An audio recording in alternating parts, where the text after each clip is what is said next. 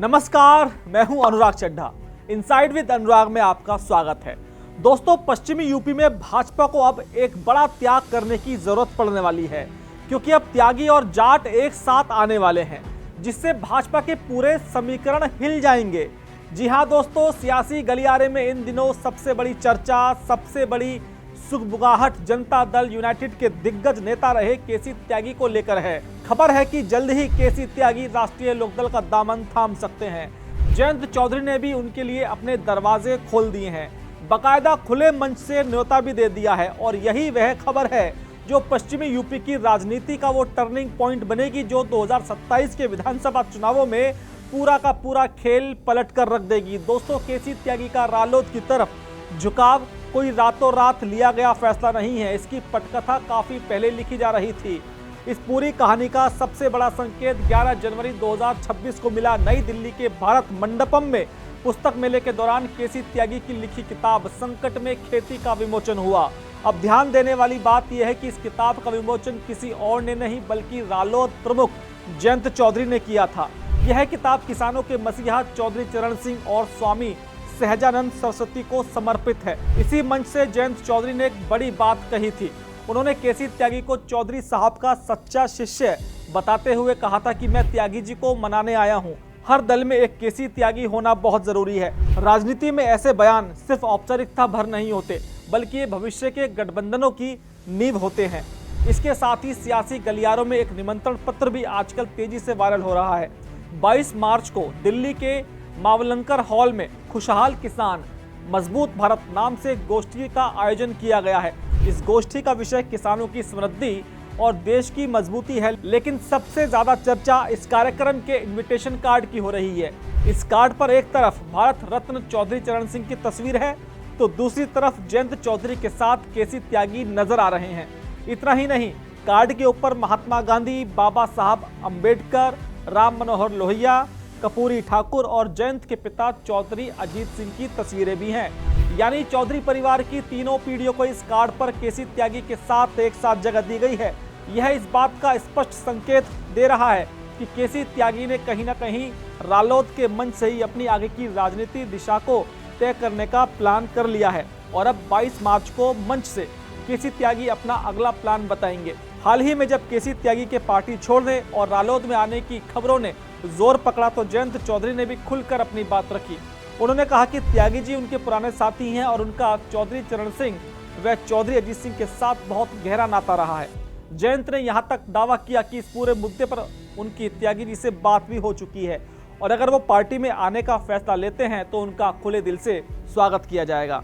अब आते हैं सबसे अहम प्रस्ताव पर। अगर यह ज्वाइनिंग हो जाती है, अगर यह जाट और त्यागी की जोड़ी परवान चढ़ती है, तो पश्चिमी यूपी और खासकर भाजपा की राजनीति पर इसका क्या असर पड़ेगा, और 2027 के यूपी विधानसभा चुनाव में यह कैसे गेम चेंजर साबित हो सकता है।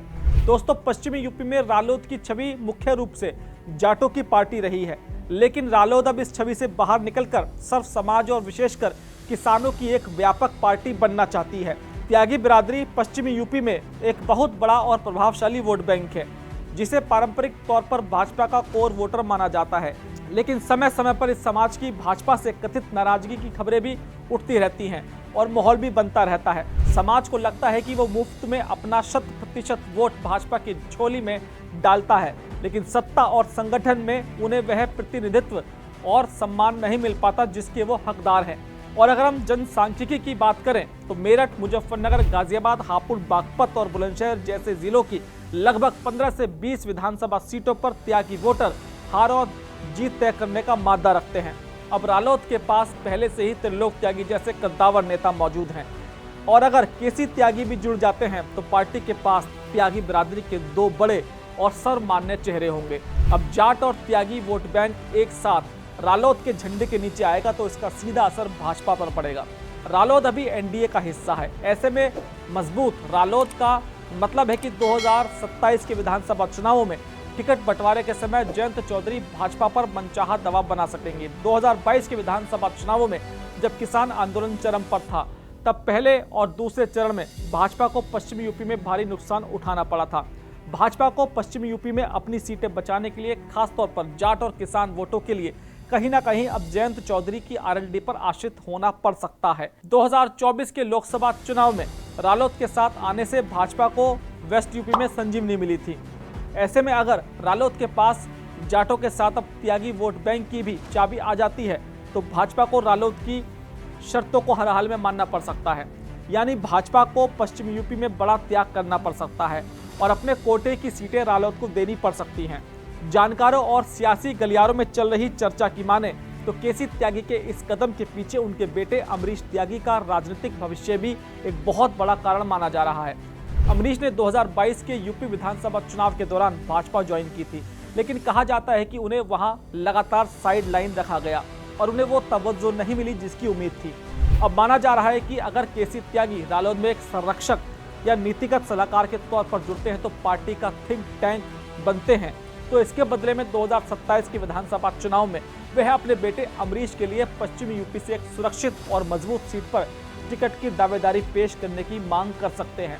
मुरादनगर, किठौर और मोदीनगर जैसी सीटें त्यागी बहुल मानी जाती हैं। रालोद के जरिए एनडीए कोटे से इन सीटों पर अमरीश त्यागी की दावेदारी मजबूती से पेश की जा सकती है। कहा जा रहा है कि केसी त्यागी खुद मुख्य चुनावी राजनीति से बाहर रहकर रालोद के जरिए अपने बेटे के लिए उपजाऊ राजनीतिक जमीन तैयार करेंगे और अगर ऐसा होता है तो भाजपा को अपने ही स्थापित नेताओं की सीट पर कैंची चलाकर वो सीटें आरएलडी को सौंपनी होंगी, जो भाजपा संगठन के भीतर एक बड़ा टकराव पैदा कर सकता है। इस पूरे घटनाक्रम से सिर्फ भाजपा ही नहीं बल्कि मुख्य विपक्षी दल यानी समाजवादी पार्टी की मुश्किलें जबरदस्त तरीके से बढ़ सकती हैं। मेरठ और आसपास के मंडलों में सपा हमेशा से अपना प्रभाव बनाने की कोशिश करती रही है। अखिलेश यादव का पीडीएफ फॉर्मूला भी पश्चिमी यूपी में तभी काम करता है जब उसमें किसानों का तड़का लगे, लेकिन अगर रालोद के साथ जाटों के अलावा त्यागी, गुर्जर और किसानों का एक बड़ा तबका मजबूती से खड़ा हो जाता है तो पश्चिमी यूपी में एनडीए का किला लगभग अभेद हो जाएगा। विपक्ष को इस नए जाट त्यागी गठजोड़ को तोड़ने के लिए नई सिरे से रणनीति बनानी पड़ेगी, जो फिलहाल आसान नहीं है, क्योंकि रालोद जमीन पर लगातार अपने कुनबे का विस्तार कर रही है। निष्कर्ष के तौर पर समझें तो केसी त्यागी का रालोद की तरफ बढ़ता ये कदम सिर्फ एक नेता का दल बदलना नहीं है, यह पश्चिम यूपी में ताकत के संतुलन को फिर से व्यवस्थित करने की एक बहुत बड़ी कवायद है। यह जयंत चौधरी के उस विजन का हिस्सा है जहां वह अपनी पार्टी को सिर्फ एक जाति तक सीमित नहीं रखना चाहते, बल्कि उसे किसानों, नौजवानों और हर उस वर्ग की आवाज बनना चाहते हैं जिसका जुड़ाव जमीन से है। अगर 22 मार्च को केसी त्यागी आधिकारिक तौर पर नल का हैंडल थाम लेते हैं तो यह तय मानिए कि 2027 के चुनाव से पहले पश्चिम यूपी में सियासी बिसात पूरी तरह से बदल जाएगी। भाजपा को अपने इस कोर वोट बैंक को साधने के लिए जयंत की कई शर्तें माननी पड़ सकती हैं और त्यागी जी अपने बेटे के सियासी वनवास को खत्म करने में कामयाब हो सकते हैं। दोस्तों, मेरा ये विश्लेषण आपको कैसा लगा कमेंट बॉक्स में ज़रूर लिखकर बताइएगा। साथ ही साथ मेरे चैनल को सब्सक्राइब करना बिल्कुल मत भूलिएगा। तो दोस्तों, आपसे मुलाकात होगी किसी दूसरी खबर के साथ। नमस्कार।